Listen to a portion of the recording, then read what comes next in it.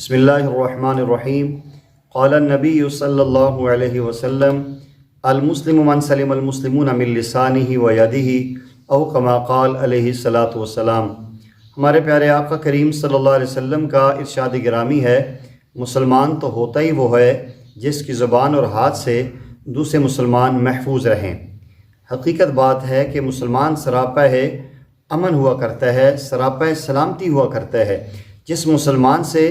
دوسرے مسلمان غیر محفوظ ہوں، اس کی زبان سے، اس کی ہاتھ کی حرکات سے دوسرے مسلمانوں کو تکلیف پہنچتی ہو،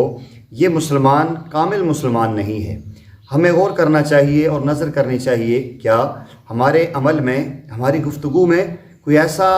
عمل تو شامل نہیں ہے کہ ہمارے دوست، احباب، ہمارے رشتہ دار، ہمارے میل جوڑ رکھنے والے ہم سے اذیت محسوس کرتے ہوں، ہم سے تنگ ہوتے ہوں، ہماری کسی وجہ سے بات سے ان کو دل آزاری ہوتی ہو،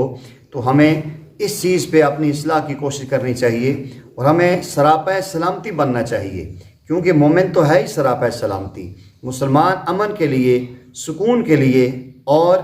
نبی پاک صلی اللہ علیہ وسلم کی محبت کو عام کرنے کے لیے دنیا میں اللہ نے اس کو بھیجا ہے۔ تو ہم اپنے غور کریں دائیں بائیں میں کہ ہماری کوئی ایسی بات تو نہیں ہو رہی، کوئی ایسا جملہ تو ہم نہیں بول رہے کہ ہماری فیملی کو، ہمارے دوستوں کو برا لگتا ہے، ہم کسی پہ تنقید تو نہیں کر رہے، ہم کسی کی کمزوری کو اچھال تو نہیں رہے۔ اگر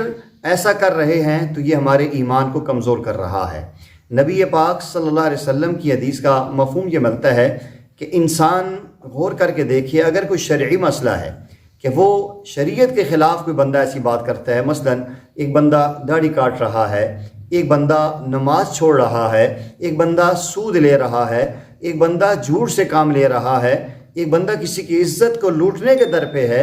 اب وہاں جو جملہ ہم بولیں گے، یقینی بات ہے کہ ہمارے الفاظ سخت ہوں گے، ممکن ہے ہمارے ہاتھ سے زجر و توبیخ بھی ہوگی، تو یہ ہمارے ایمان کو کمزور نہیں کرنے والی، یہ تو ایمان کامل کی نشانی ہے۔ تو برائی کو برائی کہنا اور برائی کو روکنا یہ تو عین ایمان ہے، لیکن ہم اپنی ذاتی بنیاد پہ کسی کو ایسا جملہ نہ بولیں، کسی سے اس انداز میں گفتگو نہ کریں کہ ہماری گفتگو اس کی دل آزاری کا سبب بنے۔ پیارے آقا کریم صلی اللہ علیہ وسلم نے ایک دوسری حدیث میں ارشاد فرمایا ہے، اِذَا المسلم حرام، کسی مسلمان کو ایذا دینا یہ حرام ہے۔ اب یہاں سے اندازہ لگائیے کہ آقا کریم صلی اللہ علیہ وسلم کی حدیث میں آتا ہے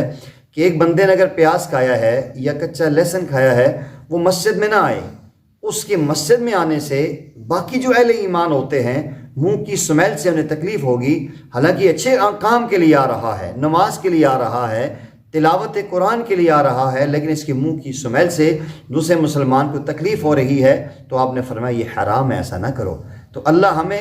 صحت و سلامتی والی زندگی دے اور ہمارے ذریعے اللہ خیر اور سلامتی کو عام کرے، تب جا کے ہم کامل ایمان والے ہوں گے۔ آپ نے فرمایا المسلم من سلم المسلمون من لسانہ و یدہ، کامل مسلمان وہ ہے جس کی زبان اور اس کے ہاتھ سے دوسرے مسلمان محفوظ رہیں۔ یہ جملہ تو بالکل مختصر سا نظر آتا ہے، لیکن حضرات محدثین نے فرمایا کہ اس کے اندر بڑا ایک نکتہ ہے کہ پہلے زبان کو لایا ہے اور پھر اس کے بعد جو ہے نا انسان کے ہاتھ کو لایا ہے۔ تو اس لیے کہ زبان سے زندہ اور مردہ ہر دو طرح سے لوگوں کو ہم تکلیف پہنچا سکتے ہیں، کہ زندہ انسان کو کوئی جملہ بولیں گے اس کو تکلیف ہوگی، بس اوقات ایک انسان مر کے چلا گیا ہے، ہم اس کی برائیاں اچھالیں گے تو اس کو قبر میں تکلیف ہوگی۔ تو اس لیے فرمایا کہ انسان کو اپنی زبان سے ایسے جملے نہیں بولنے چاہیے۔ اس لیے فرمایا کہ جراحات السنان لها التیام ولا یلتام ما جرح اللسان، کہ انسان جو الفاظ منہ سے کہتے ہیں نا، تیر و تلوار کے زخم مول جاتے ہیں، زبان کے جو سخن ہوتے ہیں نہیں بلائے جاتے۔ ہمارے استاد جی اس کا ایک ترجمہ کرتے تھے، میں اکثر اس حدیث کو جب بھی پڑھتا ہوں تو میں یہ جملہ ضرور بولتا ہوں کہ دو پتر اناراں دے پھٹ مل ویندے تلواراں دے، پر سخن نہ بلائے جاندے یاراں نے۔ تو ہم کوشش کریں کہ ہم اپنے دوستوں احباب میں خود بھی کوئی ہمارے ساتھ برائی بھی کرتے ہیں، اچھائی کریں، ہم ایمان کامل پر اتریں، انشاءاللہ ہم سے خیر پھیلے گی اور دنیا میں بھی لوگ ہم سے محبت کریں گے اور اللہ کے نظر میں بھی ہم محبوب ہوں گے۔ اللہ جل جلالہ ہمیں اپنے ایمان کو صحیح معنی میں کمال کی طرف لے کر جانے کی توفیق عطا فرمائے، اور وہ بنے گا زبان اور ہاتھ سے دوسرے مسلمانوں کو محفوظ رکھنے تھے۔ میں بھی عزم کرتا ہوں اور آپ بھی عزم کریں، انشاءاللہ آج کے بعد ہم اپنی زبان سے کوئی ایسا جملہ نہیں بولیں گے، اپنے اعضاء و جوارح سے ایسی حرکت نہیں کریں گے جس سے دوسرے مسلمان کو تکلیف ہو۔ اللہ جل جلالہ مجھے آپ کو اس حدیث پہ عمل کی توفیق نصیب فرمائے۔